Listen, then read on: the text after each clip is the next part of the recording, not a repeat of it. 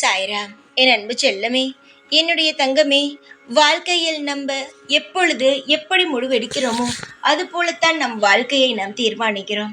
நாம் எப்பொழுதும் பயந்து பயந்து ஒரு விஷயத்தை செய்தோமானால் அந்த விஷயம் என்ன ஆவது? பயந்து பயந்து தான் இருக்கும். ஆனால் அதுவே பயப்படாமல் துணிச்சலாக ஒரு விஷயம் செய்தோமானால் அந்த விஷயத்தில் நல்லதொரு மாற்றமும் நமக்கு கிடைக்கும். வாழ்வில் நாம் மிகப்பெரிய இடத்திற்கு செல்லலாம். எப்பொழுதுமே ஒன்று தெரிந்து கொள், நம் தைரியத்துடனும் நிதானத்துடனும் செய்ய வேண்டும்.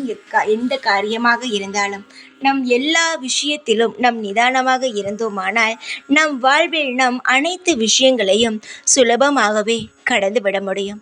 என்ன சாய் இப்படியெல்லாம் சொல்கிறீர்கள் என்று கேட்டால், சரியாகத்தானே சொல்கிறேன். நீ அதிகமாக பயத்துடன் தானே எல்லா விஷயத்தையும் செய்கிறாய். பயமில்லாமல் செய்து பார். எல்லாவற்றுக்கும் ஒரு வழி உண்டல்லவா? உன் வாழ்வில் நல்லதும் நடக்கும். எதிர்காலத்தை பற்றிய கவலைகள் இருக்க வேண்டாம் என்பதே உண்மை. எதிர்காலமானது இனிமேல் தான் உருவாக போகிறது. எதிர்காலமானது இப்பொழுது நீ செய்யும் விஷயம்தான் எதிர்காலமாகவே உருவாகும்.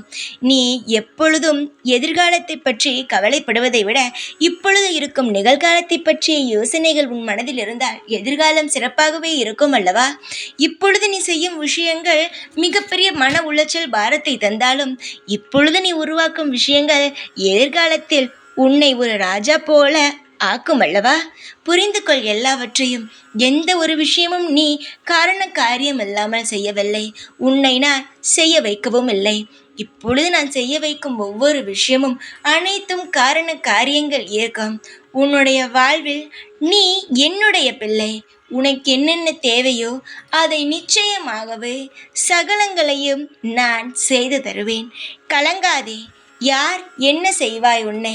நான் இருக்கும் பொழுது யாராவது வந்து உன்னை ஏதாவது செய்துவிட முடியுமா? செய்துவிட முடியாது தங்கமே. கவலைகள் வேண்டாம்.